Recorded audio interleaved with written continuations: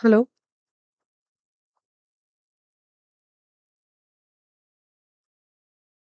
Hello everyone.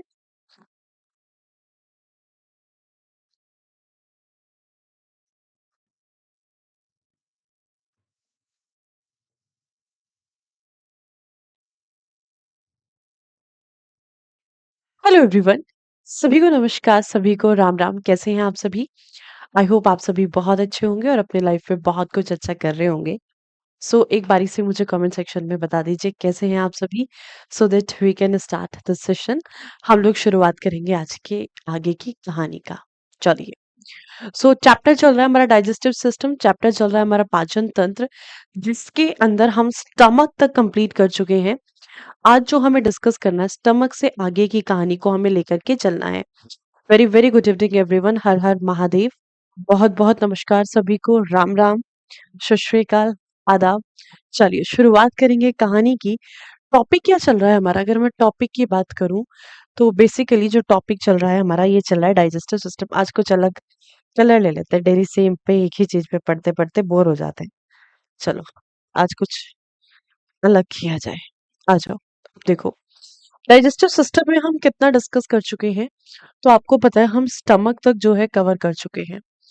Complete जो stomach वाला part है, तो स्टमक यानी कि अगर मैं यूं कहूं तो हम जो है अमाशय तक कवर कर चुके हैं। अमाशय के आगे की कहानी हमें देखनी है, स्टमक से आगे की कहानी हमें देखनी है। सबसे पहले हमने क्या देखा कि हमारी ईसोफेगस, ईसोफेगस से कौन कनेक्टेड होता है? ईसोफेगस से कनेक्टेड होता है हमारा स्टमक। अगर मैं ईसोफेगस की बात करूं, ईसोफेगस से कौन कनेक्टेड होता है? तो ईसोफेगस से कनेक्टेड होता है हमारा स्टमक। स्टमक यानी कि अगर मैं कहूं तो अमाशय। अब हमें अमाशय से थोड़ा सा आगे बढ़ना है। अमाशय तक हम कंप्लीट कर चुके हैं। अब स्टमक के बाद जो पार्ट शुरू होता है वो कौन सा पार्ट शुरू होता है? तो स्टमक के बाद शुरू होती है हमारे स्मॉल इंटेस्टाइन, छोटी आंत। तो स्मॉल स्टमक से जुड़ी हुई होती है हमारे स्मॉल इंटेस्टाइन, कुछ इस तरीके से छोटी आंत होती है जो कि हमारे स्टमक से कनेक्टेड होती है। So this is what the small intestine. इसको हम किस नाम से जानते हैं? तो इसको हम जानते हैं छोटी आंत के नाम से। तो स्मॉल इंटेस्टाइन, या फिर इसी को हम किसका नाम देते हैं? इसी को हम नाम देते हैं छोटी आंत का। अब ये जो स्मॉल इंटेस्टाइन है या फिर ये जो छोटी आंत है, इस छोटी आंत को सबसे पहले हम तीन भागों में विभाजित करते हैं। It is basically divided into three parts. ये तीन भागों में विभाजित होती है, इसको हम तीन भागों में विभाजित करते हैं। मैम सीईटी के बारे में बताइए, सीईटी के बारे में बताएं। अजय, आप लोगों को बहुत सारी चीजें हैं, सीईटी के बारे में बता चुके हैं। ठीक है। सीईटी के बारे में बहुत सारी बातें यूट्यूब पे ऑलरेडी सब लोग बता चुके हैं, और बाकी चीजें डिस्कस कर लेंगे, यूट्यूब पे डिस्कस कर लेंगे। यहाँ पे थोड़ा सा पढ़ लेते हैं। ठीक है, चलिए। रिया कुमारी जी, राधे राधे, आइएगा। देन देखो, स्मॉल इंटेस्टाइन या फिर अगर मैं बात करूं छोटी आंत का, तो ये जो छोटी आंत है, स्मॉल इंटेस्टाइन है। सबसे पहले ना इस स्मॉल इंटेस्टाइन की लंबाई देखो, स्मॉल इंटेस्टाइन की लेंथ कितनी होती है, सबसे पहला क्वेश्चन आपसे पूछ लिया जाता है। तो जो स्मॉल इंटेस्टाइन है, इसकी लंबाई कितनी होती है? What will be its length? तो ये होती है करीबन, अगर मैं कहूं, 6.5 से 7 से 7.5 मीटर लंबी। ठीक है, कितनी? यहाँ पे अगर हम बात करते हैं सीधा सीधा, ये 6.5 से 7 मीटर लंबी होती है। 6.5 से 7 से 7.5 मीटर लंबी ये होती है। ठीक है, और औसतन कितनी देखी जाती है? एवरेज अगर हम बात करें तो 7 मीटर, 7 मीटर लंबी ये होती है स्मॉल इंटेस्टाइन। तो जो स्मॉल इंटेस्टाइन है, एक्चुअल में ये लार्ज इंटेस्टाइन से बड़ी होती है कि नहीं? लंबी यानी कि लेंथ की बात करें तो लंबी होती है। बट इसको छोटी किसके बेसिस पे कहा है? तो हमने इसको छोटी कहा है डायमीटर के बेसिस पे। तो इसका जो डायमीटर होता है वो कितना होता है? करीबन अगर मैं कहूँ 2.5 से 3 सेंटीमीटर के आसपास का इसका डायमीटर होता है। तो डायमीटर के बेसिस पे इसको छोटा कहा गया है। ये जो स्मॉल इंटेस्टाइन है, ये छोटी आंत आपकी फर्दर थ्री पार्ट्स में डिवाइडेड है। इसको हम 3 भागों में विभाजित करते हैं। कैसे? देखो, पहले शुरुआती दौर में ये एक पार्ट में डिवाइड होगी, फिर ये एंड में दूसरे पार्ट में डिवाइड हो जाती है। तो इसका जो सबसे पहला पार्ट आता है, इसको हम जानते हैं डिओडेनम के नाम से। इसको हम किस नाम से जानते हैं बेटा? इस पार्ट को हम जानते हैं ड्यूडेनम के नाम से, ड्यूडेनम। ठीक है? इसके बाद आता है सेकंड पार्ट। तो हमारे स्मॉल इंटेस्टाइन का जो दूसरा भाग है, इसको हम किस नाम से जानते हैं? तो दूसरे पार्ट को हम जानते हैं जेजुनम के भाग से। दूसरा नाम जो है इसको जाना जाता है आपका जेजुनम के नाम से हम इसको जानते हैं। इसके बाद हमारी जो स्मॉल इंटेस्टाइन है, इसी स्मॉल इंटेस्टाइन का तीसरा पार्ट आता है और इस थर्ड पार्ट को हम किस नाम से जानते हैं? तो जो थर्ड पार्ट है ये जाना जाता है इलियम के नाम से। इसको हम किसका नाम देते हैं? तो इस थर्ड पार्ट को हम देते हैं इलियम का नाम। इसको इलियम कहा जाता है, इलियम का नाम हम इसको देते हैं। So our small intestine is basically divided into 3 parts. यह 3 भागों में विभाजित है। ठीक है, समझे?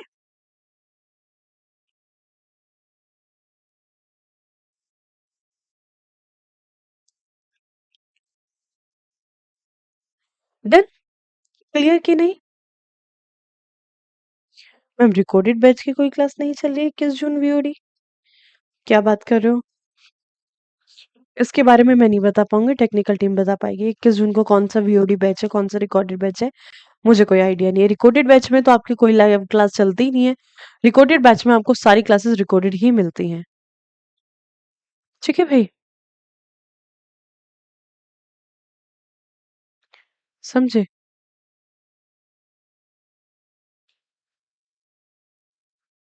चलो, डन।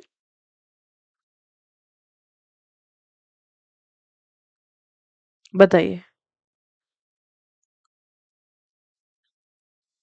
चलिए, अब देखो, ये जो स्मॉल इंटेस्टाइन का ड्यूडेनम वाला भाग है, इस ड्यूडेनम वाले भाग से क्या होता है? ये जो ड्यूडेनम वाला पार्ट है, यहां से डार्क ब्राउन कलर की एक, अगर मैं कहूं तो डार्क ब्राउन कलर की एक डक्ट निकल के जाती है। और ये जो डार्क ब्राउन कलर की डक्ट होती है, इसी डक्ट से यहाँ पर एक ऑर्गन कनेक्टेड होता है। अगर इसी डार्क ब्राउन कलर की डक्ट की अगर हम बात करें, तो ये डक्ट निकल के जाती है और इस डक्ट से यहाँ पर कुछ इस तरीके से एक ऑर्गन कनेक्टेड होता है। So there is a connection of a organ, जो कि डार्क ब्राउन कलर का ऑर्गन होता है। और इस ऑर्गन को हम किस नाम से जानते हैं? तो ये जो ऑर्गन होता है, इस ऑर्गन को हम जानते हैं लिवर के नाम से। इसको हम नाम देते हैं यकृत। लिवर, या फिर इसको क्या कहा जाता है? इसको कहा जाता है यकृत। अब जिस डक्ट के साथ लिवर कनेक्टेड है, देखो, जिस डक्ट के साथ लिवर कनेक्टेड है, सेम इसी डक्ट के साथ एक और ऑर्गन कनेक्टेड होता है। और इस ऑर्गन को हम किस नाम से जानते हैं? सेम इसी डक्ट से, जिस डक्ट से लिवर कनेक्टेड था, एक और ऑर्गन कनेक्टेड होता है। और इस ऑर्गन को हम किस नाम से जानते हैं? तो इस ऑर्गन को हम जानते हैं आपका गॉल ब्लैडर के नाम से, या फिर इसी को क्या कहा जाता है? इसी को कहा जाता है आपका पित्ताशय। गॉल ब्लैडर, या फिर इसको हम किस नाम से जानते हैं? इसको हम जानते हैं बेटा पित्ताशय के नाम से। गॉल ब्लैडर, या फिर इसी को क्या कहा जाता है? इसी को कहा जाता है पित्ताशय। ठीक है? तो यही बिल्कुल विदाउट डक्ट, स्मॉल इंटेस्टाइन से ही बिना डक्ट के एक और ऑर्गन कनेक्टेड होता है, जिस ऑर्गन को हम किस नाम से जानते हैं? जिस ऑर्गन को हम पेनक्रियास, यहीं से एक और ऑर्गन कनेक्टेड होता है कुछ इस तरीके से। और इस ऑर्गन को हम क्या नाम देते हैं? तो भाई, ये जो ऑर्गन कनेक्टेड होता है यहाँ पर, इसको हम नाम देते हैं पेनक्रियास। या फिर इस ऑर्गन को क्या नाम दिया जाता है? तो इस ऑर्गन को नाम दिया जाता है आपका पेनक्रियास अग्नाशय। इसको हम जानते हैं पेनक्रियास के नाम से, या फिर इसी को हम किसके नाम से जानते हैं? इसी अंग को हम जानते हैं अग्नाशय के नाम से, पेनक्रियास, या फिर इसको क्या कहा जाता है? इसको कहा जाता है अग्नाशय। Okay, so these are some of the part which are connected to our small intestine. तो हमारी जो छोटी आंत होती है उससे तीन अंग जुड़े हुए हैं। कौन कौन से? सबसे पहला यकृत, दूसरा गॉल ब्लैडर और तीसरा कौन सा है? पैनक्रियास से। तो ये तीन मेनली ऑर्गन जुड़े हुए होते हैं। तो छोटी आंत का बेसिक पार्ट हम लोग अगर बात करें, ठीक है, बेसिक पार्ट तो हमें पता है। अब शुरुआत करते हैं इसके एक एक ऑर्गन को उठा करके। मैंने क्या कहा कि छोटी आंत को हमने तीन भागों में विभाजित कर दिया। इसकी लंबाई 6 से 7 मीटर लंबी होती है, डायमीटर 2.5 से 3 सेंटीमीटर का इसका डायमीटर पाया जाता है। तो इसमें सबसे पहला पार्ट हम स्मॉल इंटेस्टाइन का उठाएंगे, छोटी आंत का। यानी कि अब क्या करेंगे हम, अगर इस स्मॉल इंटेस्टाइन की बात की जाए तो इस स्मॉल इंटेस्टाइन का सबसे पहला भाग उठाएंगे। और सबसे पहला भाग कौन सा है? That is duodenum. अगर मैं छोटी आंत की बात करती हूँ तो छोटी आंत का हम लोग सबसे पहला पार्ट उठाएंगे। और इस पार्ट को हम किस नाम से जानते हैं? इस पार्ट को हम जानते हैं डियोडेनम के नाम से। डियोडेनम का नाम हम इसको देते हैं, डियोडेनम। ओके, मैंने क्या कहा है कि इससे डियोडेनम से हमारे स्मॉल इंटेस्टाइन होती है ना, छोटी आंत, तो छोटी आंत से एक डक्ट निकल के जाती है। और इसी डक्ट से सबसे पहला ऑर्गन कौन कनेक्टेड है? तो सबसे पहला ऑर्गन कनेक्टेड है इसके साथ लिवर, जिसको हम किस नाम से जानते हैं? जिसको हम जानते हैं यकृत के नाम से। तो सबसे पहले हम लोग इसको डिस्कस करेंगे। सबसे पहले हम इसी लिवर को डिस्कस करेंगे। सबसे पहले हम इसी यकृत को डिस्कस करेंगे। ठीक है, रोकी आपने बेटा एक बार चेक किया है? रोकी बार बार मैसेज कर रहे हो बेटा, एक बार जाके चेक कर लेना, शायद अपलोड हो गई हो पीडीएफ। मैंने भेज दी थी, कल शाम को ही भेज दी थी, टेक्निकल टीम को अपलोड हो गई होगी। ठीक है, बताइए।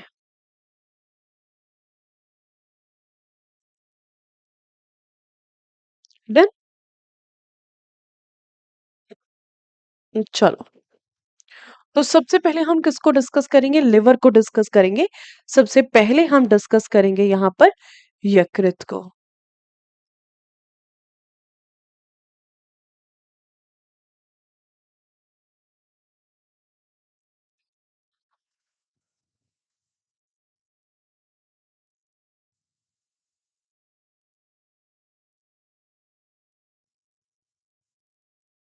डन, चलिए। तो अब सबसे पहले हम डिस्कस करेंगे किसको? लिवर को। तो हेडिंग लगा लीजिए फटाफट से, लिवर।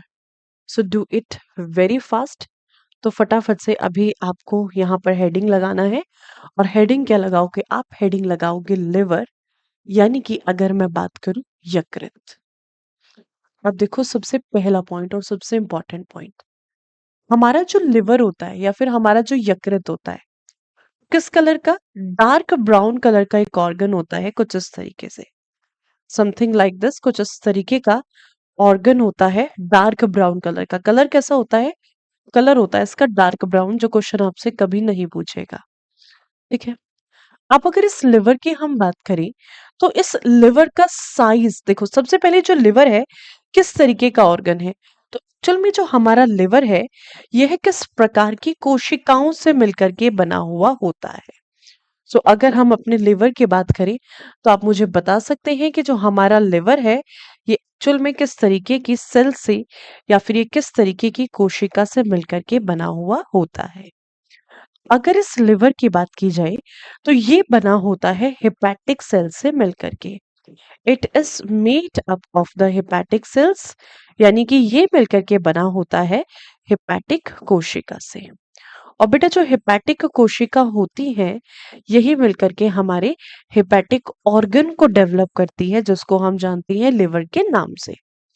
तो आपसे क्वेश्चन यहाँ पर पूछ लिया जाता है, स्टडी ऑफ लिवर। क्वेश्चन क्या पूछता है? क्वेश्चन आपसे पूछता है स्टडी ऑफ लिवर, यकृत के अध्ययन को क्या कहा जाता है? स्टडी ऑफ लिवर या फिर यकृत का अध्ययन। तो भाई यकृत का अध्ययन क्या कहलाता है? तब आप हेपेटिक सेल्स की स्टडी कर रहे हैं, लिवर के बारे में तब आप पढ़ रहे हैं, तो इसका मतलब है हेपेटिक सेल्स को डिस्कस करेंगे। ठीक है? तो अब जो हेपेटिक सेल है, तो हेपेटिक सेल का तब आप अध्ययन कर रहे हैं तो इसको किस नाम से जाना जाता है? हेपैटोलॉजी के नाम से जाना जाता है। मैंने पहले भी बताया था जिस चीज़ का अध्ययन करते हैं, उसके पीछे लॉजी शब्द लगा दिया जाता है, तो यहाँ पर आप हेपैटिक सेल्स का अध्ययन कर रहे हैं, तो इसको हम हेपैटोलॉजी के नाम से जानते हैं। समझे बात को? अब देखो, आपसे पूछा जाए ये जो लिवर है, इस लिवर का साइज़ कितना होता है, आकार कितना होता है? साइज़ की अगर हम बात करें, आकार की बात करें, तो हमारा जो लिवर है, इस तरीके से होता है लगभग अगर मैं कहूँ 16 से 19 18 से 19 सेंटीमीटर लंबा ऐसे होता है और ऐसे अगर मैं कहूँ लगभग 10 से 13 सेंटीमीटर के आसपास हमारा लिवर जो है कुछ इस तरीके से देखने को मिलता है। तो ओवरऑल अगर मैं कहूँ तो उसका साइज क्या होता है 19 इंटू 13 इंटू 6 सेंटीमीटर का साइज इसका होता है अगर हम अपने लिवर की बात करें। अब देखो कुछ इस तरीके का ऑर्गन होता है तो कुछ हाइट को भी ऑक्यूपाई करता है, तो करीबन 6 सेंटीमीटर के आसपास की हाइट को ऑक्यूपाई करता है। आपसे क्वेश्चन पूछा जाता है कि लिवर जो है यह किस तरीके का ऑर्गन है? तो सबसे पहला पॉइंट अगर मैं कहूँ जो लिवर होता है, ये हमारे शरीर का दूसरा सबसे बड़ा ऑर्गन है। This is the second largest organ. ये हमारे शरीर का दूसरा सबसे बड़ा अंग होता है, सेकंड लार्जेस्ट ऑर्गन। और सेकंड लार्जेस्ट ऑर्गन से मतलब क्या है? इस बात से मतलब है दूसरा सबसे बड़ा अंग। दूसरा सबसे बड़ा अंग ये कहलाता है। This is the second largest organ या फिर दूसरा सबसे बड़ा अंग हम इसको कहते हैं। ठीक है? अब सबसे बड़ा कौन सा होता है? तो जो सबसे बड़ा होता है वो होती है हमारी स्किन, त्वचा। तो हमारी जो स्किन है that is the largest organ. अगर आपसे कभी भी लार्जेस्ट पूछ लिया जाए कि भाई सबसे बड़ा कौन सा होता है, तो सबसे बड़ी होती है हमारी स्किन, सबसे बड़ा होता है हमारा त्वचा। त्वचा हमारा सबसे बड़ा अंग है, जिसको हम सेकंड लार्जेस्ट ऑर्गन के नाम से सॉरी जिसको हम लार्जेस्ट ऑर्गन कहते हैं। सेकंड लार्जेस्ट ऑर्गन कौन है हमारा? That is liver. तो ये जो लिवर है, यकृत है, ठीक है, ये दूसरा सबसे बड़ा अंग है और स्किन सबसे बड़ा अंग है। Skin is the external organ. Skin हमारे शरीर के बाहर है, हमारा बही अंग है और लिवर हमारा अंतः अंग है। तो यहां से एक और क्वेश्चन बनता है दैट लिवर इज द अगर हम लिवर की बात करते हैं तो यहां से एक और क्वेश्चन बनता है आपका लिवर से। और ये क्वेश्चन क्या बनता है एक बार इस पे नजर डाल लेते हैं। देखो यहां से बनता है this is the largest internal organ. Largest internal organ, सबसे बड़ा अंतः अंग या फिर सबसे बड़ा अंदरूनी अंग हम इसको कहते हैं। तो ये किस तरीके का ऑर्गन है? हमारे शरीर के अंतर्गत पाए जाने वाला सबसे बड़ा अंतः अंग होता है। अंतः अंग का मतलब क्या है? सबसे बड़ा अंदरूनी अंग होता है अगर हम लिवर की बात करें, अगर हम यकृत की बात करें। ठीक है, चलो। तो ये किसकी बात हुई? ये बात हुई हमारी ऑर्गन के, लिवर की। अब यहाँ पे एक चीज देखो, ये जो लिवर है ये हमारे शरीर के अंदर पाई जाने वाली एक ग्लैंड भी होती है। This is the gland. और लिवर जो है किस तरीके की ग्लैंड होती है, किस तरीके की ग्रंथि होती है? तो अगर मैं लिवर की बात करती हूँ तो हमारे शरीर के अंतर्गत पाई जाने वाली ये एक बहिश्रावी ग्रंथि होती है। तो नेक्स्ट स्लाइड पे ही चलते हैं। सो ध्यान रखिएगा अगर लिवर की बात की जाए तो हमारा जो लिवर है या फिर हमारा जो यकृत है, तो ये हमारे शरीर के अंतर्गत पाई जाने वाली एक ग्लैंड होती है, एक ग्रंथि होती है। ठीक है, और ये किस तरीके की ग्रंथि है? तो ये एक ऐसी ग्रंथि है जो हमारे शरीर के अंतर्गत कुछ जूस को यानी कि किसी रस का श्रवण करती है और रस के साथ साथ इस रस के अंतर्गत कुछ एंजाइम का श्रवण ये करती है। कोई भी ऐसा अंग जो हमारे शरीर के अंतर्गत किसी रस या एंजाइम का श्रवण करता हो, ऐसे अंग को हम ग्रंथि कहते हैं। और किस प्रकार की ग्रंथि होती है? तो बेटा ये है हमारा एक्सोक्राइन ग्लैंड। इसको हम किस नाम से जानते हैं? So this is the exocrine gland. Exocrine gland का मतलब क्या होता है? इस बात से मतलब है, इसको हम जानते हैं बहिश्रावी ग्रंथि के नाम से। एक्सोक्राइन ग्लैंड, या फिर इसको हम किस नाम से जानेंगे बेटा? इसको हम जानेंगे बहिश्रावी ग्रंथि के न- नाम से। Is it okay?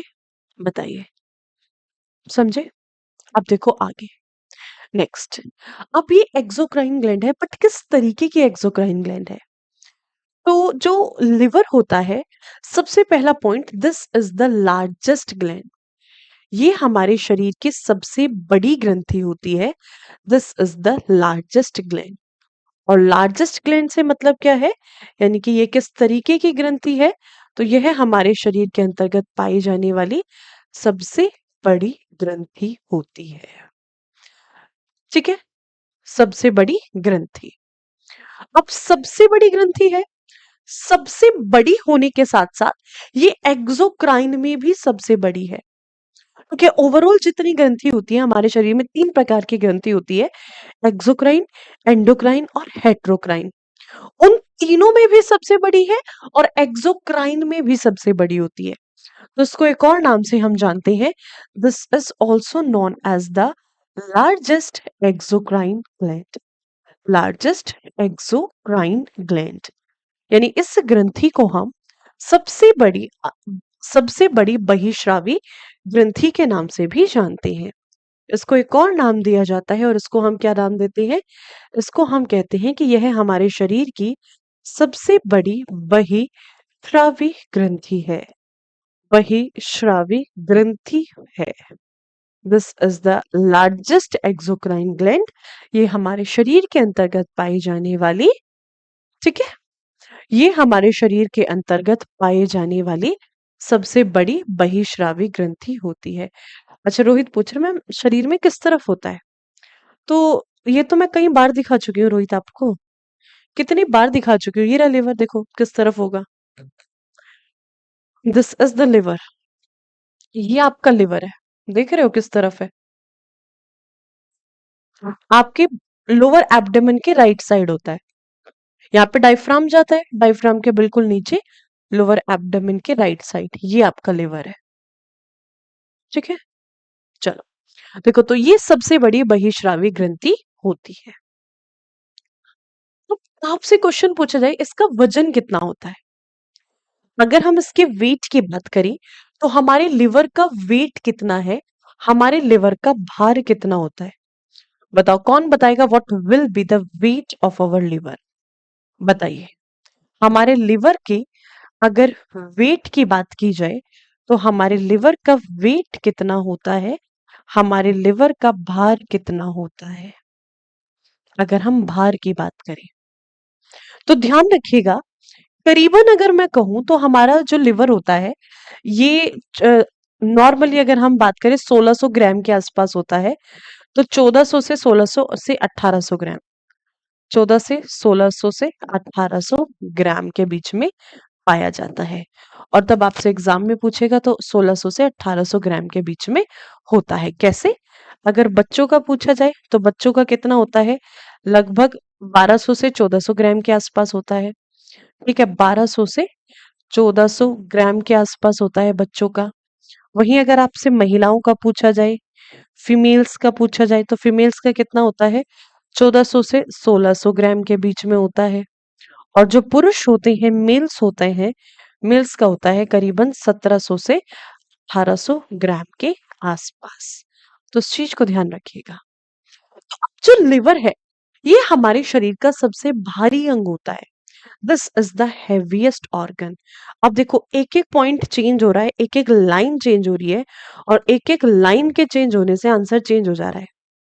ध्यान से सुनना, एक एक लाइन चेंज होगी और आंसर आपका चेंज होते चले जाएंगे। इस चीज को बहुत बखूबी समझना। देखो, लिवर के हमने जितने पॉइंट्स पढ़े हैं वो आपके सामने हैं। अब एक एक पॉइंट को देखना बड़े गौर से और बड़े ध्यान से। हमने पहले क्या कहा था? ये लार्जेस्ट ग्लैंड है, सेकेंड लार्जेस्ट ऑर्गन है, लार्जेस्ट इंटरनल ऑर्गन है। अब हम वेट की बात करें, तब हम वेट की बात करते हैं। So this is the heaviest organ. इसमें इंटरनल और एक्सटर्नल की कोई बात नहीं है। जितने भी अंग है हमारे शरीर के अंदर, सबसे भारी अंग है ये। सभी अंगों में ये सबसे भारी अंग होता है। तो इसको हम किस नाम से जानते हैं? इसको हम कहते हैं सबसे भारी अंग। आपसे सीधा क्वेश्चन पूछा जाएगा that which is the heaviest organ. तो हमारा जो हैवीएस्ट ऑर्गन है दैट इज द, ये हमारा हैवीएस्ट ऑर्गन कौन है? तो हमारा हैवीएस्ट ऑर्गन होता है, सिंपली अगर मैं बात करती हूँ, दैट इज लिवर। ठीक है।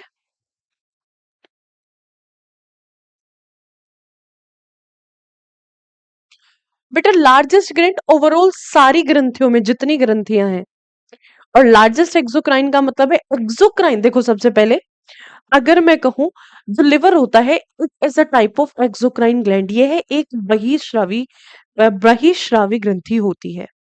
तो लिवर क्या है? बहिर्स्रावी ग्रंथियों में सबसे बड़ी बहिर्स्रावी ग्रंथि है। ठीक है, सबसे पहला पॉइंट। अब क्या हो गया? अब ओवरऑल जितनी ग्रंथि हमारे शरीर के अंदर है, उन सभी ग्रंथियों में भी सबसे भारी ग्रंथि है, सबसे बड़ी ग्रंथि है। अब ऐसे समझो, देखो जैसे क्या कहा जाए कि भाई सारिका कहा जाए, सारिका अपनी क्लास में सबसे इंटेलिजेंट लड़की है। ठीक है, एक पॉइंट तो ये हो गई। फिर दोबारा क्या कहा जाए कि सारिका पूरे स्कूल में सबसे इंटेलिजेंट लड़की है। तो वही चीज है जो लिवर होता है। सबसे पहले तो ये एक बहिर्स्रावी एक्सोक्राइन ग्लैंड है। So it is a heaviest as well as largest exocrine gland, but it is also a heaviest as well as largest gland in overall।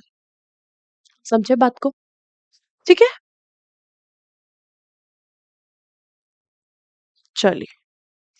Then, तो इसको हम किस नाम से जानते हैं? हेवीएस्ट ऑर्गन या फिर सबसे भारी अंग। इसके साथ साथ अगर हम बात करते हैं, नेक्स्ट पॉइंट आपसे पूछा जाए, सो it is also our heaviest gland.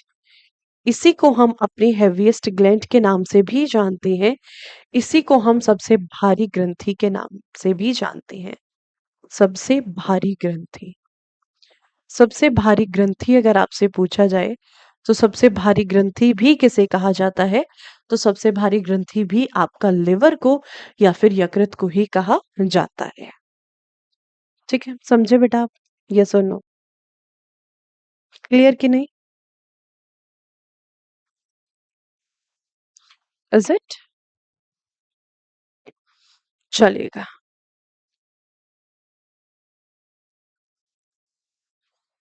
Then आइए आगे। तो ये तो हो गई ओवरऑल क्वेश्चन अगर आपसे पूछ लिए जाए हमारे लिवर के बारे में, हमारे यकृत के बारे में।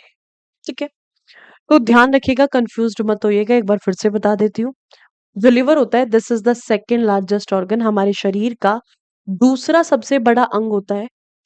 दूसरा सबसे बड़ा अंग होने के साथ साथ this is the largest internal organ. सबसे पहला पॉइंट क्या है? तो देखो सबसे पहला पॉइंट है यहाँ पर आपका, this is the second largest organ.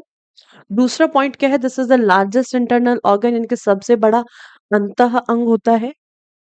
तीसरा point, this is the exocrine gland. ठीक है, लार्जेस्ट ग्लैंड होती है और लार्जेस्ट एक्सोक्राइन ग्लैंड होती है। इसके साथ साथ अगर हम बात करते हैं, हैवीएस्ट ग्लैंड होती है और साथ साथ हैवीएस्ट ऑर्गन होता है। तो ये आपके मेजर पॉइंट यहाँ पर है।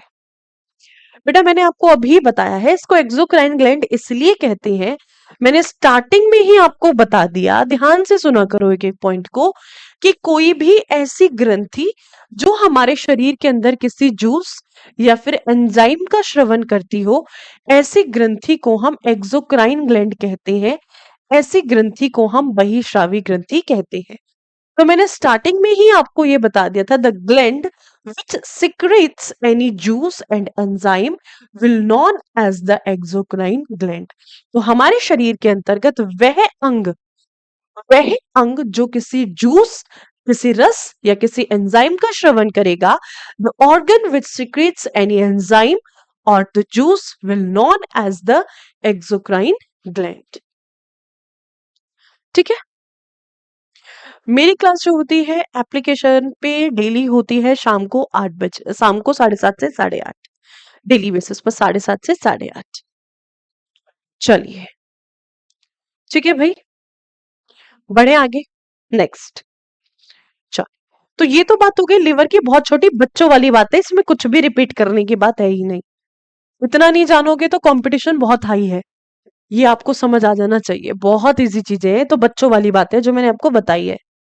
अब देखो बेटा, जो लिवर है, इस लिवर को ना केमिकल फैक्ट्री के नाम से जाना जाता है। This is known as the chemical factory. इसको केमिकल फैक्ट्री या फिर अगर मैं कहूं तो रासायनिक फैक्ट्री के नाम से जाना जाता है। और इसको रासायनिक फैक्ट्री क्यों कहा जाता है, इसके पीछे का रीजन क्या है?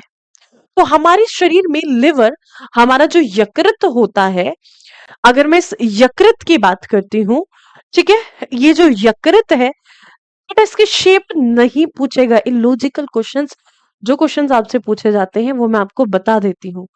जरूरी नहीं होती है कि हर एक चीज में जो चीज नहीं पढ़ने की आप वो भी पढ़ो।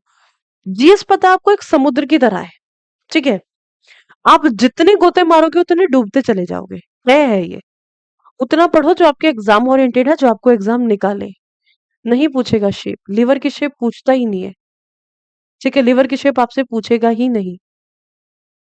समझे बात को? एल शेप में होता है बट आपसे नहीं पूछेगा,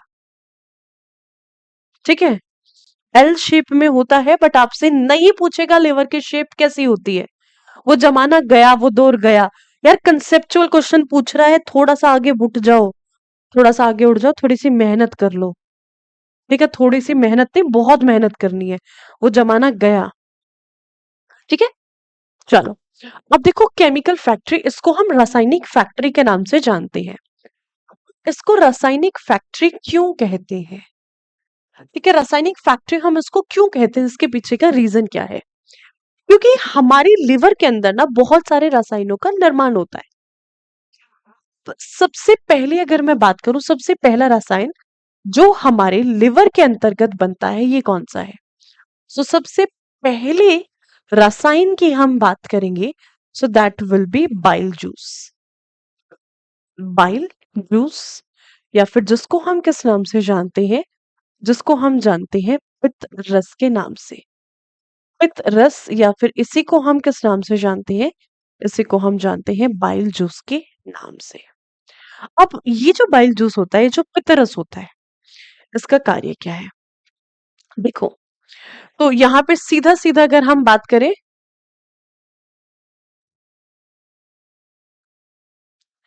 बाइल जूस की, या फिर अगर मैं पित्त रस की बात करती हूँ, तो सबसे पहला क्या है, लिवर जो है दैट प्रोड्यूस बाइल जूस, ये बाइल जूस या फिर पित्त रस का निर्माण करता है।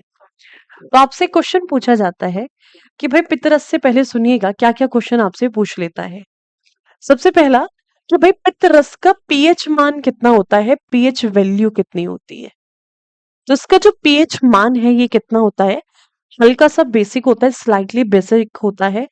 तो ये जो पीएच वैल्यू इसकी रहती है 6.22 अबव रहती है, 6.2 से लेकर के 7.4 से 8.4 तक जाती है अगर हम रेंज की बात करें। बट तब एग्जैक्ट आपसे पूछेगा तो कितनी होती है, लगभग अगर हम कहें तो 7.4 के आसपास, 7.4 से 7.8 के लमसम इसकी पीएच वैल्यू रहती है, ये ध्यान रखिएगा।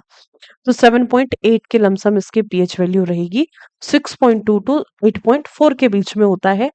होता कैसा है, ये स्लाइटली बेसिक होता है, स्लाइटली बेसिक होता है, बट वेरी करती है। होता कैसा है, स्लाइटली बेसिक, इसका मतलब क्या है, कैसा होता है, हल्का क्षारीय प्रवृत्ति का ये होता है, ठीक है भाई। अब ये जो बाइल जूसेस का निर्माण कहाँ पर होता है, तो बाइल जूस का जो निर्माण है ये होता है भाई हमारे लिवर के अंदर, ये होता है हमारे यकृत के अंतर्गत, यकृत के अंतर्गत। जो बाइल जूस का प्रोडक्शन किया लिवर ने, जितनी बाइल जूस की जरूरत थी उस बाइल जूस को हमारा शरीर यूज कर लेगा। अब जितना एक्स्ट्रा बाइल जूस है वो एक्स्ट्रा बाइल जूस क्या करेगा, वो जाएगा और हमारे शरीर के अंतर्गत एक अंग होता है, उसके अंदर जाकर के उसका संग्रहण हो जाता है, उसके अंतर्गत जाकर के वो स्टोर हो जाता है। और वो कौन सा अंग है जिस अंग के अंदर जाकर के बाइल जूस स्टोर होता है, तो ये ऑर्गन कौन सा है आपका? So that is gall bladder. ये ऑर्गन कौन सा है? तो भाई ये ऑर्गन है आपका गॉल ब्लैडर, जिसको हम किसके नाम से जानते हैं? जिसको हम जानते हैं पित्त की थैली के नाम से। पित्त की थैली या फिर इसी को किस नाम से जाना जाता है? इसी को जाना जाता है आपका पित्ताशय के नाम से। इसको हम क्या नाम देते हैं? पित्ताशय या फिर पित्त की थैली कहते हैं। इसको हम जानते हैं गॉल ब्लैडर के नाम से। तो हमारा जो गॉल ब्लैडर होता है, गोल गोल ब्लैडर की अगर हम बात करते हैं, गोल ब्लैडर के अंतर्गत जाकर के स्टोर होता है। मैंने आपको ये कहा है सही गलत नहीं बेटा, बात को ध्यान से सुना करो। लोग ध्यान से, थोड़ा सा ध्यान से सुना करो। इसका मतलब क्या होता है बेटा? इसका सीधा सा मतलब है, तब आपसे रेंज में पूछता है, तब आपसे स्केल में पूछता है। दो तरीके से पीएच वैल्यू से क्वेश्चन पूछता है, आपने केमिस्ट्री में पढ़ा होगा। नहीं पढ़ा तो एसिड बेस एंड सॉल्ट में आप पढ़ोगे। कई बार आपसे कुछ सब्सटेंसेस की एग्जैक्ट वैल्यू पूछता है, कई बार रेंज में पूछता है। अगर आपसे पूछेगा what will be the pH value of bile juice, तो 7.8 टू 8.2 होती है एग्जैक्टली। या तो आपको ऑप्शन में क्या मिलेगा? या तो आपको ऑप्शन में 7.8 देगा, या फिर आपको ऑप्शन में देगा 8.2। दोनों में से कोई एक ऑप्शन में देगा। ध्यान रख लो। अगर आपसे रेंज में पूछे, pH value of bile juice is ranges from. अब आपसे पूछा जाए कि भाई इसकी रेंज क्या है, किस रेंज में लाई करता है? So it lies in the range of 6.2 to 8.4। ठीक है, तो ये किस रेंज में, तब आपसे पूछा जाए कि ये किस रेंज में लाई करता है, तो ये आपका 8.4 तक की, 6.2 से 8.4 तक की रेंज में लाई करता है। पर्सन टू पर्सन डिपेंड करता है, हर एक इंसान का अलग अलग होता है। ठीक है, हर एक इंसान की पाचन शक्ति एक जैसी नहीं होती है। खाना खाते तुरंत वॉशरूम का दरवाजा खोलते हैं, कई घंटे बैठ के आराम से आते हैं। और कुछ लोगों का डाइजेशन इतना बढ़िया कमाल का होता है, अपने टाइम से उठते हैं, टाइम से सोते हैं और एक बार दिन में जाते हैं। है कि नहीं? तो भाई वेरी करता है, पर्सन टू पर्सन डिपेंड करता है। अब आपसे एग्जैक्ट देगा तो या तो 8.2 दे रखा होगा, फिर 7.8 दे रखी होगी। ठीक है, और रेंज में देगा तो ये स्केल देगा। ये बात है यहाँ पर। स्टोर कहाँ पर होता है? गॉल ब्लैडर, पित्ताशय के अंदर। बनता कहाँ पर है? लिवर के अंदर, यकृत के अंदर। बताइए, समझे बात को? अब देखो, ये जो बाइल जूस होता है, बिल्कुल करनी चाहिए। अच्छा, मोहित कुमार कह रहे हैं कि मैम अगर सीईटी 2024 में लागू हो जाएगा तो हमें प्री की तैयारी करनी चाहिए। भाई बिल्कुल करनी चाहिए। सेम ही तो सिलेबस रहेगा, सेम ही तो चीजें रहेंगी। आपका ये बिल्कुल ऐसे हो जाएगा जैसे सीटेट का पेपर होता है, यूपी टेट का पेपर होता है। सिलेबस लगभग सेम रहेगा, जनरल चीजें हैं, वही जनरल सिलेबस रहेंगे, वही जनरल टॉपिक्स रहेंगे, जो भी चेंजेस होंगे वो देख लिए जाएंगे। ठीक है, चलिए आओ। तो इतना आपको क्लियर हुआ होगा, यस और नो? जल्दी से बता दीजिए।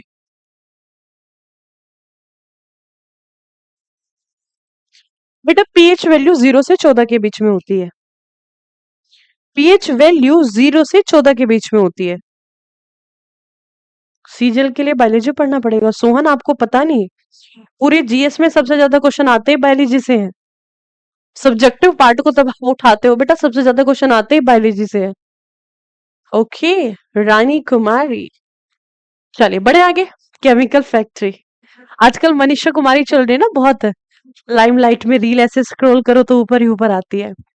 अभी मैं कोई, मतलब अभी कल कल परसों ही मैं ऐसे ऐसे ना, नहीं देखी थी शायद मैंने कोई वीडियो में, ऐसे स्क्रॉल कर रही थी तो मनीषा रानी, भाई साहब, एक था उसका डायलॉग, कोई मनीषा रानी, मैं तेरी रानी तू है बन जा मेरे राजा, मतलब इस टाइप से कुछ उसने डाला हुआ था। तो वही मुझे याद आ गया तुरंत।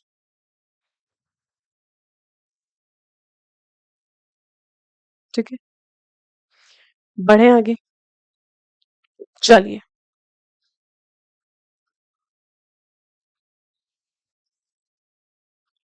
बढ़े आगे।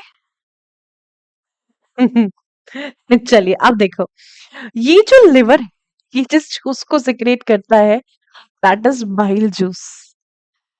बाइल जूस, या फिर अगर मैं यूं कहूं, तो ये किसका श्रवण करता है बेटा? ये श्रवण करता है पितरस का।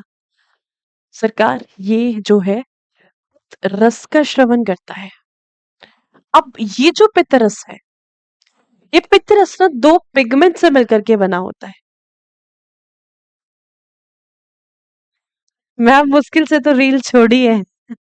हाँ, तो छोड़े रखो उसको, मतलब आदी हो जाते हैं उसके, नशा लग जाता है, जिसे कहते हैं नशा। तो 20 से 21 दिन छोड़ दो, साइंटिफिकली प्रूवन है, छूट जाएगी लत।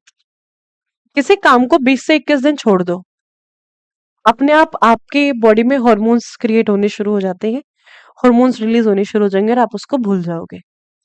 ठीक है, बाइल जूस या फिर पोटाश। ठीक है, दो पिगमेंट ये सिक्रेट करता है। क्या करता है? इसके अंदर आपको दो पिगमेंट या फिर दो वर्णक देखने को मिलते हैं। और ये कौन कौन से दो पिगमेंट हैं, उस पे एक बारी नजर डाल लें। तो एक तो है जिसको हम जानते हैं बिली रूबिन के नाम से। बिली रूबिन एक पिगमेंट है जिसको हम नाम क्या देते हैं? जिसको हम नाम देते हैं बिली रूबिन। और दूसरा पिगमेंट कौन सा है? दूसरा पिगमेंट होता है बिली विटिन। एक होता है बिली रूबिन, या फिर अगर हम बात करते हैं, अरे ये नहीं था मोहित, तुम तो तुक्का मार रहे हो।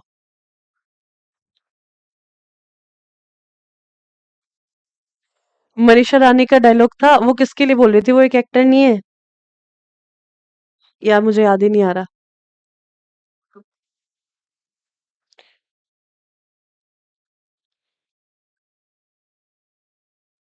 छोड़ो ना, मनीषा रानी को हम याद करने बैठ गए। आओ अपने टॉपिक पे आओ। बिली विडन। कार्तिक आर्यन को बोला हुआ था उसने कपिल शर्मा शो में, और कपिल शर्मा शो में उसने कार्तिक आर्यन के लिए बोला हुआ था। वो कहते हैं कि मैं मनीषा रानी, तू मेरा राजा, मेरी बाहों में आ जा। तो ये डायलॉग था वो। ठीक है, मैं मनीषा रानी, तू मेरा राजा और मेरी बाहों में आ जा। ठीक है, बिलीव विडन की अगर हम बात करते हैं। ओके, चलिए। तो दूसरा कौन सा है आपका? बिलीव वर्डन। अब जाकर के स्क्रॉल मत करना शुरू कर देना। ठीक है, जाकर के कभी स्क्रॉल स्क्रॉल करना शुरू कर दो। बिलीव वर्डन। ठीक है, जितना स्क्रॉल करोगे टाइम वेस्ट उतना ज्यादा होगा, और समय हमारे पास बर्बाद करने के लिए नहीं है, क्योंकि वो अपना करियर बना रही है। आपका समय है, आपको अपना करियर बनाना है। ठीक है, चलिए। सो भाई, ऐसा होना चाहिए ना, कभी कोई टीचर भी बिग बॉस हाउस में जाए, मतलब देखो जैसे बहुत सारी बाउंडेशंस ना ब्रेक होती जा रही है ना? जैसे टीचर्स वगैरह, हमारी तो लाइफ ही इतनी बिजी रहती है कि भाई हम लोग भी व्लॉग, मतलब टीचर्स को भी करना चाहिए ना, है ना? व्लॉगिंग वगैरह शुरू कर देनी चाहिए, है ना? फिर उनको भी बिग बॉस वाले बुलाएंगे, अरे यार इनके पास तो बहुत तगड़ा क्राउड बेस है, टीचर्स के पास इतने प्यारे प्यारे बच्चे हैं, है ना? सारा यूथ इन्हीं के पास है। और बेरोजगारों की संख्या ज्यादा है कि नहीं? मेहनत करने वालों से ज्यादा बेरोजगारों की संख्या ज्यादा है। हाँ, बिल्कुल सही बात है अभिलाष। Well done. अभी समय है हमारी लाइफ का बनाने का, बिल्कुल सही है। बिली रूबिन, और दूसरा कौन सा है आपका? बिली विडन। मेहनत करते रहो, कहते हैं ना कि करत करत अभ्यास के जड़मति हो सुजान, रसरी आवत जावत है सिल पर पड़त निशान। तो निरंतर प्रयास करो, सफलता मिलेगी, जरूर मिलेगी। देखो, जो मेहनत करता है उसकी मेहनत का हमेशा फल उसे मिलता है। बिलीरुबिन जो होता है ये ना, एक पीले रंग का पिगमेंट होता है। ये एक पिगमेंट है, वर्णक है, जिसका कलर कैसा होता है?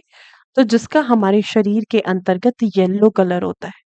It is having the yellow colour, या फिर पेल येलो जिसको हम कहते हैं। इसका मतलब क्या है? इसका मतलब है, इसका रंग होता है हल्का पीला। तो हल्के पीले रंग का ये एक केमिकल होता है। ठीक है, ये एक पिगमेंट होता है जो हमारे बाइल जूस के अंदर पाया जाता है। ठीक है, वहीं अगर हम बिलीविडिन की बात करते हैं, तो ये जो बिलीविडिन है, इसका कलर कैसा होता है? तो बिलीविडिन का जो रंग होता है, इसका रंग होता है green, it is of the green colour. ये होता है आपके हरे रंग का। तो ये दोनों पिगमेंट मिलकर के बाइल जूस का निर्माण करते हैं। हाँ जी अभिषेक, बिल्कुल पूछिएगा। Is it okay? आइए, देखो यहाँ पर अगर हम बात करते हैं बिलीरुबिन का, तो जो बिलीरुबिन है इसका कार्य क्या होता है, इसका फंक्शन क्या होता है? तो अगर मैं बिलीरुबिन के कार्य की बात करूं, इसके फंक्शन की बात करूं, तो इसका फंक्शन होता है, ये हमारे शरीर के अंदर पाए जाने वाला जो हमारा रक्त होता है, रक्त का एक भाग रक्त प्लाज्मा को पीला रंग प्रदान करने का कार्य होता है। तो यह क्या करता है, यह हमारे रक्त प्लाज्मा को, रक्त प्लाज्मा रक्त प्लाज्मा को हल्का पीला, रक्त प्लाज्मा को हल्का पीला रंग प्रदान करता है, रक्त प्लाज्मा को हल्का पीला रंग प्रदान करता है। It gives pale yellow colour, it gives pale yellow colour. ठीक है, ध्यान रखिएगा, it gives pale yellow colour to our blood plasma. अब देखो, यदि हमारे शरीर के अंतर्गत इस बिलीरुबिन की मात्रा अत्यधिक हो जाए, अगर इस बिलीरुबिन की मात्रा हमारे शरीर के अंतर्गत अत्यधिक हो जाती है, it means hyper secretion of the bilirubin. तो यदि हमारे शरीर के अंदर बिलीरुबिन का हाइपर सिक्रेशन हो जाता है, इसकी मात्रा अत्यधिक हो जाती है, तो यहां से हम एक बीमारी का शिकार हो जाते हैं, जिस रोग को हम किस नाम से जानते हैं, जॉन्डिस, या फिर जिसको किस नाम से जाना जाता है, जिसको जाना जाता है पीलिया के नाम से, जॉन्डिस, या फिर इसी को किसका नाम दिया जाता है, इसी को हम कहते हैं आपका पीलिया। ठीक है मैम, इस चैप्टर में बहुत ज्यादा दिक्कत आ रही है, क्यों दिक्कत आ रही है भाई? हो ही नहीं सकता दिक्कत आए कि वाई, क्या दिक्कत आ रही है यार, इतनी अच्छी तरीके से, इतना धीरे, मतलब मेंस के बैच में 2 क्लास में खत्म हो जाता है ये चैप्टर, इतना धीरे, टू द पॉइंट, एक एक चीज बहुत डिटेल में बता रही हूँ। अब कौन सी दिक्कत आ रही है ये बताओ।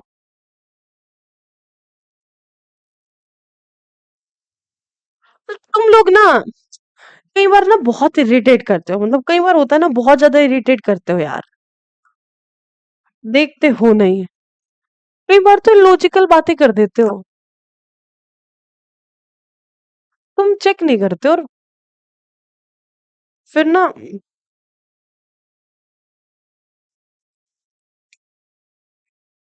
कई बार तो ना, मतलब थोड़े से एफर्ट्स भी लगाया करो।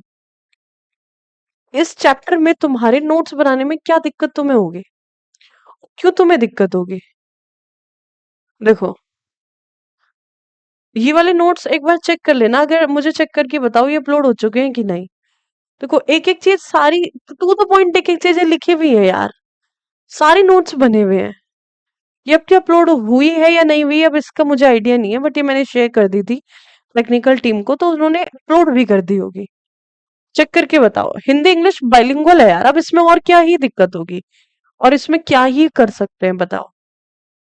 जिसे पढ़ना ही नहीं है वो तो कुछ भी बहाने बनाए, फिर उसको कोई नहीं पढ़ा सकता, दुनिया की किसी ताकत में ताकत नहीं है कि वो उसे पढ़ा दे।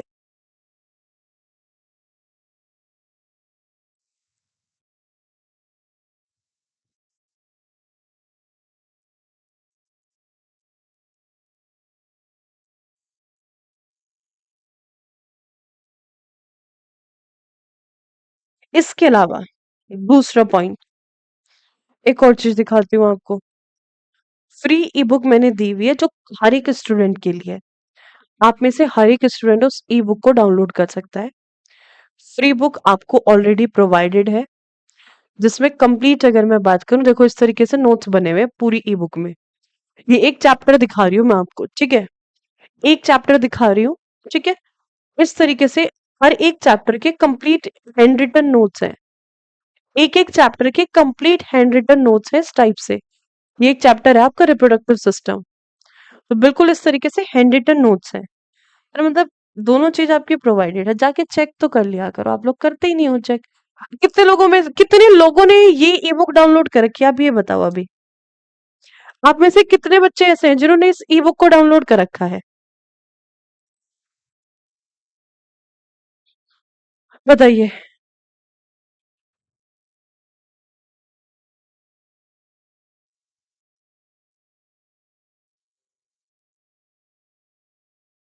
कहाँ मिलेगा ये ऐप में? वाओ। चलो ये भी बताते हैं आपको, देखो ये है आरजे विक्रमजीत एप्लीकेशन। ये भी मैं बता देती हूँ कहाँ मिलेगा। बट ये वेबसाइट है, ये वेबसाइट पे नहीं मिलेगी, ये आपको एप्लीकेशन पे मिलेगी। ठीक है, इसको लॉगिन करना। लॉगिन करोगे ना, लॉगिन करने के बाद आप फ्री कोर्सेज में जाओगे। देखो इसमें ई बुक होगी। आप इस सेक्शन में जाओगे ना, ई बुक वाले सेक्शन में। आपको इसको सीधा आप यहाँ से कर सकते हो, ठीक है? सीधा कर सकते हो ई बुक वाले सेक्शन में, तब आप जाओगे। इसको लॉगिन करना, लॉगिन करने के बाद तब आप इसके ई बुक सेक्शन में जाओगे। ई बुक में आपको ये कंप्लीट मिल जाएगी। लॉगिन करना पड़ेगा पहले। देखो लॉगिन करना है इसको। लॉगिन करने के बाद, अब ये लॉगिन नहीं है, मुझे लॉगिन करना पड़ेगा, ओटीपी वगैरह टाइम लगेगा। ई बुक में जाना, ठीक है? ई बुक पे जैसे ही आप क्लिक करोगे, तो यहीं पे आपको बायोलॉजी की ई बुक लिखी हुई मिल जाएगी। यहीं पे आपको अवेलेबल होगी।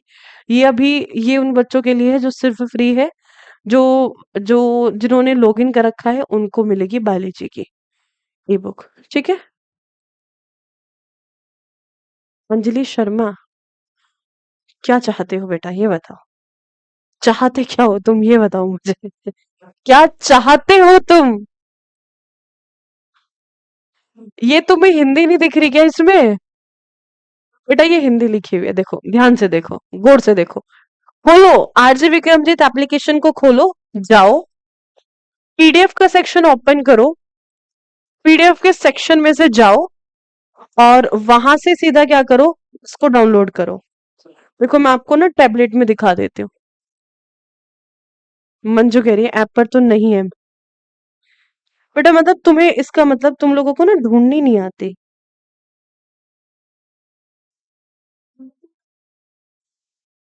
इसका मतलब तुम लोगों को ढूंढनी नहीं आती। Just a second.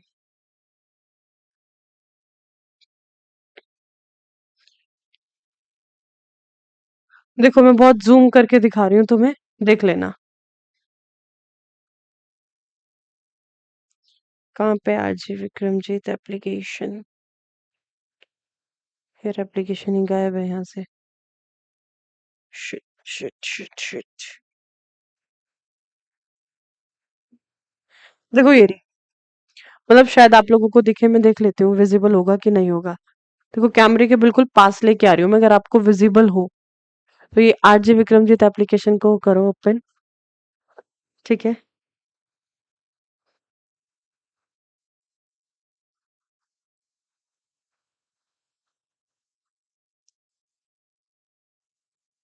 चलो आप ना मुझे व्हाट्सएप कर देना, मैं आपको बता दूंगी कहाँ से डाउनलोड करना है। छोड़ो, बेकार में टाइम वेस्ट होगा। जिस चीज पे थे, जिस पॉइंट पे थे, उस पे आ जाओ। आप लोग मुझे व्हाट्सएप कर देना। ठीक है? तो नंबर है मेरा, नंबर लिखो। 9675637504। ठीक है? इस पे मैसेज कर देना, मैं बता दूंगी कैसे करना है। ठीक है? अभी, अभी नहीं तो ये, इस पे आप मुझे व्हाट्सएप कर देना। ठीक है? चलो, अब आ जाओ आगे। कहाँ थे हम लोग? बिलीरुबिन। ठीक है, तो बिलीरुबिन की अगर मात्रा अधिक होती है हमारे शरीर के अंदर, तो हमारे लिवर को खराब करता है, जहां से हमारे शरीर के अंतर्गत एक रोग होता है जिसको हम किस नाम से जानते हैं? जिसको हम जानते हैं जॉन्डिस के नाम से।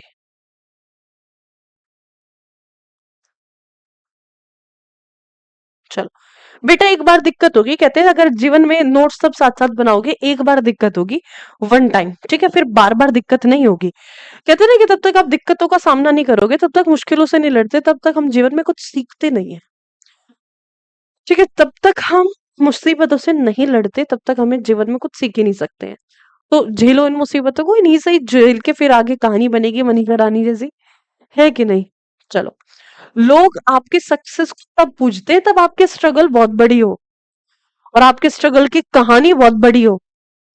अगर आपको यूं सक्सेस मिल गई ना, तो कोई नहीं पूछता आपको। तब आपकी कहानी बहुत बड़ी हो और इमोशनल फूल तब आपको बनाया जाता है, तब आप बहुत खुश होते हैं।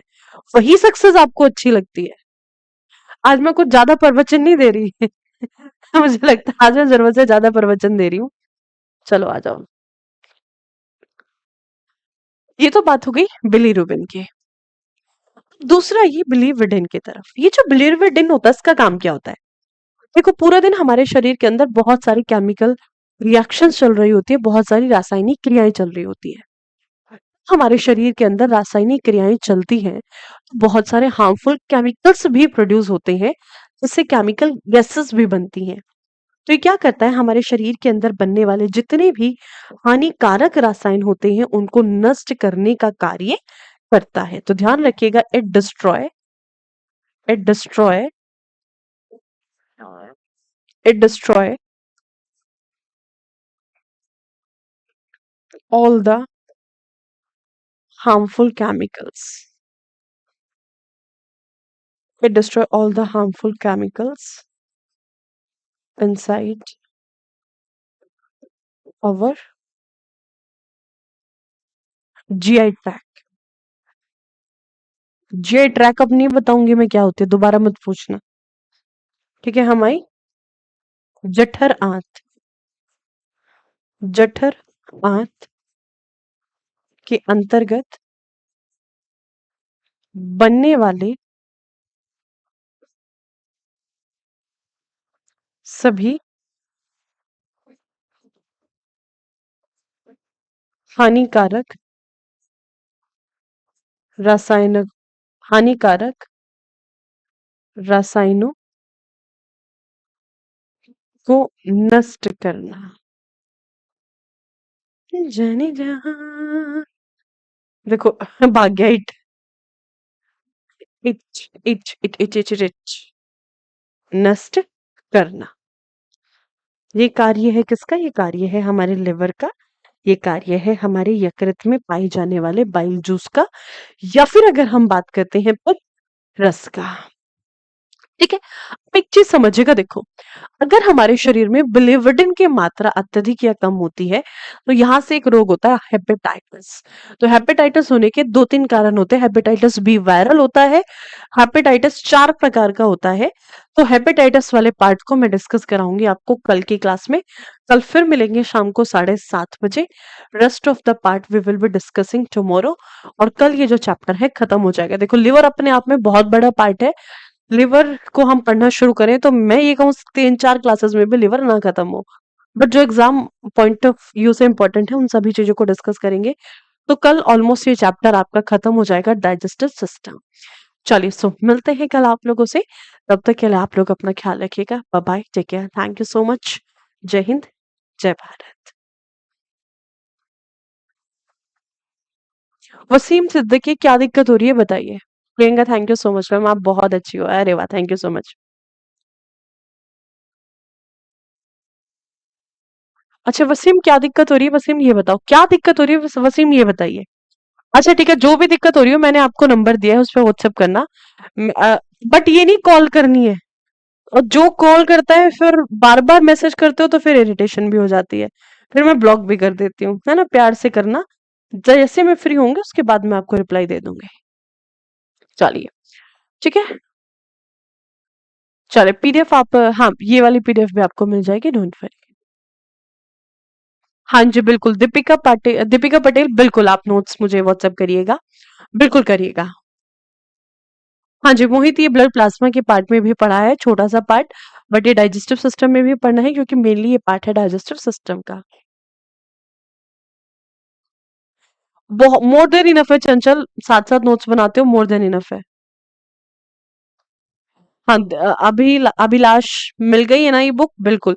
ये बुक डाउनलोड कर लेना, इंग्लिश में ई बुक है, इंग्लिश वाले तो सभी कर लेंगे, हिंदी वालों के लिए प्रिंटेबल नोट्स है। चलिए, ठीक है भाई। Thank you so much everyone, bye bye, take care. हाँ जी, बिल्कुल सब हो जाएगा।